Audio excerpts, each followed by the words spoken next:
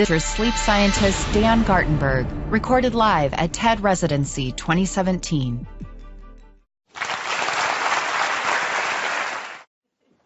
What if you could make your sleep more efficient? As a sleep scientist, this is the question that has captivated me for the past 10 years. Because while the light bulb and technology have brought about a world of 24-hour work and productivity, it has come at the cost of our naturally occurring circadian rhythm and our body's need for sleep. The circadian rhythm dictates our energy level throughout the day. And only recently, we've been conducting a global experiment on this rhythm, which is putting our sleep health and ultimately our life quality in jeopardy. Because of this, we aren't getting the sleep we need, with the average American sleeping a whole hour less than they did in the 1940s. For some reason, we decided to wear it as a badge of honor that we can get by on not enough sleep. This all adds up to a real health crisis. Most of us know that poor sleep is linked to diseases like Alzheimer's, cardiovascular disease, stroke, and diabetes. And if you go untreated with a sleep disorder like sleep apnea, you're more likely to get many of these illnesses. But did you know about sleep's impact on your mental states? Poor sleep makes us make risky, rash decisions and is a drain on our capacity for empathy. When sleep deprivation literally makes us more sensitive to our own pain, it's not so surprising that we have a hard time relating to others and just generally being a good and healthy person when we're sleep deprived.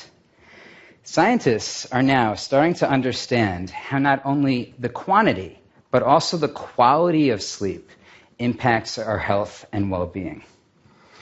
My research focuses on what many scientists believe is the most regenerative stage of sleep, deep sleep. We now know that generally speaking, there are 3 stages of sleep: light sleep, rapid eye movement or REM, and deep sleep. We measure these stages by connecting electrodes to the scalp, chin, and chest.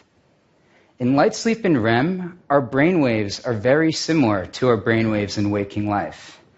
But our brain waves in deep sleep have these long burst brain waves that are very different from our waking life brain waves. These long burst brain waves are called delta waves. When we don't get the deep sleep we need, it inhibits our ability to learn and for our cells and bodies to recover. Deep sleep is how we convert all those interactions that we make during the day into our long-term memory and personalities. As we get older, we're more likely to lose these regenerative delta waves. So in a way, deep sleep and delta waves are actually a marker for biological youth. So naturally, I wanted to get more deep sleep for myself. And I literally tried almost every gadget, gizmo, device, and hack out there, consumer grade, clinical grade, what have you. I learned a lot, and I found I really do need, like most people, 8 hours of sleep. I even shifted my circadian component by changing my meals, exercise, and light exposure. But I still couldn't find a way to get a deeper night of sleep. That is, until I met Dr. Dmitry Gerashenko from Harvard Medical School. Dmitry told me about a new finding in the literature where a lab out of Germany showed that if you could play certain sounds at the right time in people's sleep, you could actually make sleep deeper and more efficient. And what's more is that this lab showed that you actually could improve next-day memory performance with this sound. Dmitry and I teamed up, and we began working on a way to build this technology. With our research lab collaborators at Penn State, we designed experiments in order to validate our system. And we've since received grant funding from the National Science Foundation and the National Institute of Health to develop this deep sleep stimulating technology. Here's how it works.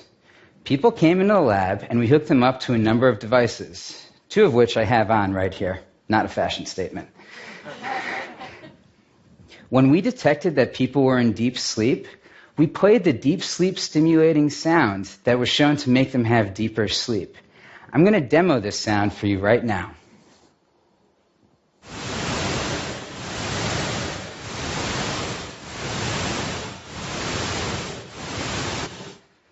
Pretty weird, right?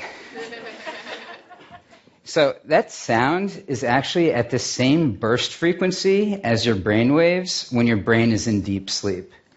That sound pattern actually primes your mind to have more of these regenerative delta waves.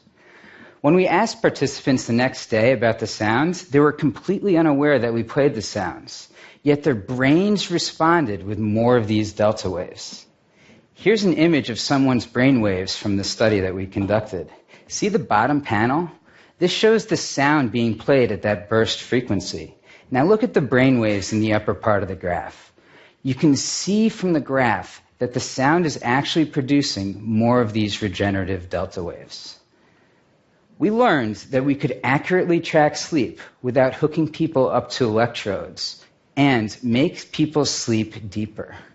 We're continuing to develop the right sound environment and sleep habitat to improve people's sleep health. Our sleep isn't as regenerative as it could be, but maybe one day soon we could wear a small device and get more out of our sleep. Thank you. For more TED Talks, go to TED.com.